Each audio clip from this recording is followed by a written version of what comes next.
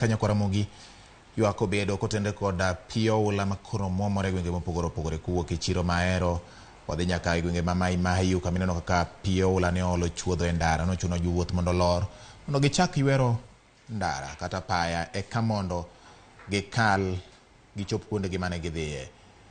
Sama magi timore Nyakwaramogi kaluwore kod bedo ni ne owach gi jolony e koro chal mar kor lwasi ni koth dhi chwe. Kodhni onyalo biro kod gik ma nyalo mi bed gi midhiero. To midhierogi nyaka wang'ad rieko eka wang'eyo ni gin ang'o gini mowinjo bed ni itimo kata ang'o ma ok owinjo bed ni itimo e kinde ma koth chwe. Nyaka gie sani Nyakwaramogi makoro koth medo chwe pacho ka kendo kelo midhiero, wadwani mondo wang'e ane moko kuom gigo ma owinjo bed ni itimo kod mago moko owinjo bed ni itimo Nyakwaramogi e kinde ni ma koth chwe. Gik ma owinjo ing'e e kinde mag koth. Ne joriembo, bed ni riembo ndiga, bed ni riembo tuk kata in jariembo mar pikipiki kata jabodaboda, owinjo bed ni in kod ng'eyo moko kuom gik madhi wachogi nikech gin gik minyalo romogo apoya nono. Ne ni kinde duto ma koth chwe iyawo wiper mondo mi oywe kiyo ma mbele manyalo moni neno kamidhiye. Nyakwaramogi ka intiere e mitoka mari kata nyamburko mari, intiere kata mana e tuk mari, ne ni keto wiper en raywe mar kiyo ma mbele mondo mi ogol pi manyalo bedo ni tami neno mbele kama idhiye. Ne ni imoko yamo matieko liet e nyamburko mondo mi oriemb ong'wengo manyalo gawo kiyo ma mbele manyalo miyo ibayo. Nyakwaramogi sama koth chwe koyo bedo. Ka koyo osebedo, thoth joriembo dwaro ni mondo mi gikaw kiyo mag nyamburko duto giket nyaka malo nikech samoro koth chwe gi yamo matin nyalo rwako pi ei nyamburko. To sama itimo ma, fundruok bedo e nyamburko. Miyo liet moro bedo e nyamburko kama nyalo miyo ong'wengo moro gawre nikech king'iyo teko mar muya ma oko gi ma iye mawuok koni maliet gi mang'ich koromo to nitiere kaka gichako keto ng'wengo e kiyo ma mbele ma nyalo tami neno kama idhiye. Omiyo gima nyaka itim ni iyawo yamo moro magoyo kiyo ma mbele no kaachiel kod maringo e nyamburko mondo mi oyweni kata oked kod ong'wengo manyalo bedo e kiyo ma mbele mondo inen maler kidhi kama idhiye no, ma nyalo miyo kik ibayo kendo ikel masira. Ka wadhi nyime Nyakwaramogi kod gik mamoko mowinjo bed ni ing'eyo kaka jariembo. Kineno ka koth medore ma ok inyal dhi nyime gi riembo, chung nyamburko e genga paya kama owinjore makare kendo iket taya mamil maratonka ma iluongo ni hazard. Sama itimo ma biro nyiso ng'at ma chien kata ng'at ma mbele ni nitiere nyamburko moro ma nitiere kanyo kendo kete genga paya mondo kik po ni ng'ato nyalo bira to tuomore e nyamburko ni no. Ne ni keto nyamburko mari Nyakwaramogi kama owinjore e genga paya. E kindeno bende kik ichung nyamburko e dier apaya. Ang'o momiyo wang'ado rieko ni mondo kik ichung nyamburko e dier apaya? Nikech joma chien kata ma mbele nyalo poko donjo kuomi ka ok nong'eyo. Nikech parni e kindeni en kinde ma koth chwe, samoro kaka ji neno ng'ama riembo samoro ok nyal neno mabor ahinya. Ka wadhi nyime kod gik mowinjo bed ni ng'eyo kaka jariembo Nyakwaramogi kata bed ni riembo pikipiki mari, kik item riembo king'ado olalo kata daraja ma pi okalo e wiye. Bed ni in gi nyamburko kata in gi pikipiki, kik item kiseneno ka daraja kata olalo ma isebedo kutiyo godo e apaya pi osekalo e wiye, kik item mondo mi ing'ad nikech ok ing'eyo ni pigno samoro muomore machal nade kata gik moting'o koa malo kama owuokie. Nyalo bet ni oting'o osike moko ma koponi ochopo mogo kata mana tie pikipiki mari tinyalo po ka pi ilware pi ma pi no yweri. Nyakwaramogi ne ni kinde duto itiyo kod olalo e ng'ado aora.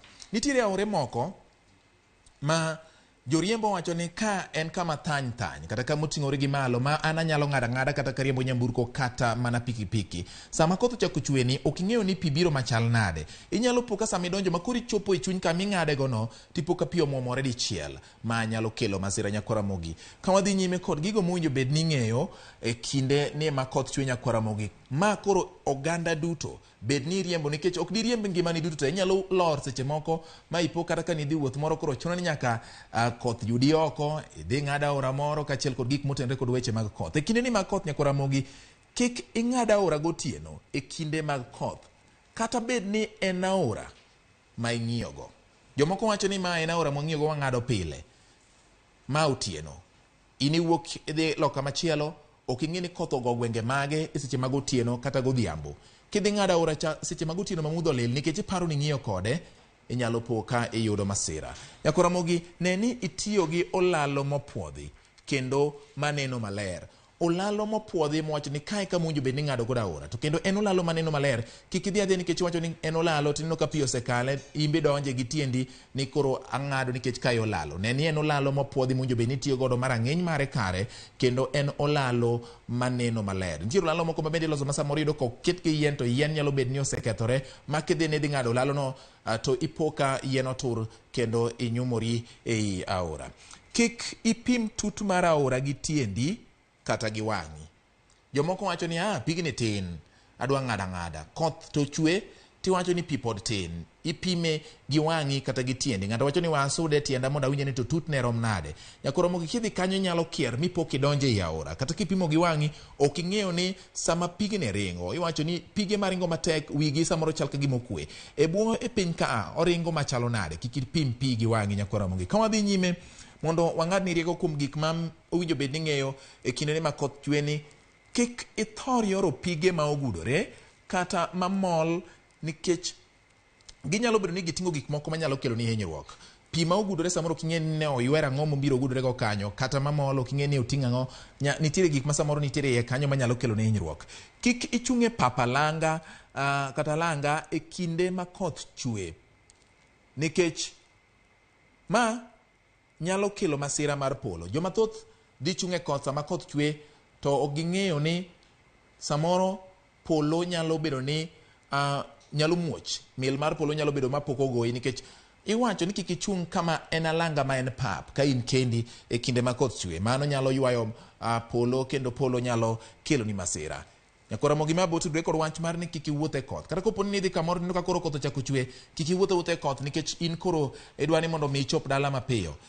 Wadhi nyime mondo mi anyise gima owinjo bed ni timo e kinde ma koth chwe, kotembe kod weche ariyo ma wuoye motelogo, ma kik ibed kama oyangore alanga kata kama ni nono e seche ma iwuotho.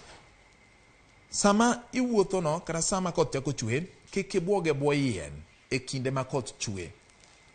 Ne ni imanyo ot manitie machiegni kendo idonje iye. Kimanyo ot mantiere machiegni nyakoromogi kendo idonje i odno, nyiso ni igeng'o koth. Ne ni iloro dirisni kod dhoot e kinde ma koth chwe. Ma biro konyo mondo mi kik yamo donji manyalo mukoni kata mana taro. Nitie yamo moko mabiro mapek ahinya, to ka gidonjo gi dirisha to koro giyudo ka kuond moko ginyal wuok oko malong'o nikech ot ofundore, to ginyalo po ka gikelo masira. Kik iwe nyithindo tuge koth. Bed ni gin dala kata e sikul, kata obedo mana ni koth chwe matin, kata obed mani en kodh nyidho. Nyakoromogi, kik iyie ni nyithindo tuge koth. Jopuonj e kinde ni ma koro koth chwe, nyithindo odok e skul bang' yweyo ma adundo, kik uyie ni nyithindo mondo mi otug e koth. Bed ni en koth matin mar nyidho. Janyuol, in bende ka nyathini dala, ne ni irito nyithindi kendo kik iyie gitugi e koth, kata bed ni en mana koth mar nyidho. Nyakoromogi, gie sani mago moko kuom gigo ma daher mondo mi ing'e kinde ni ma koth chwe ahinya, ma bende waneno ka pi oula osechako kelo midhiero ma ka kod kacha e weche mag wuoth kaachiel kod weche mag ohala. To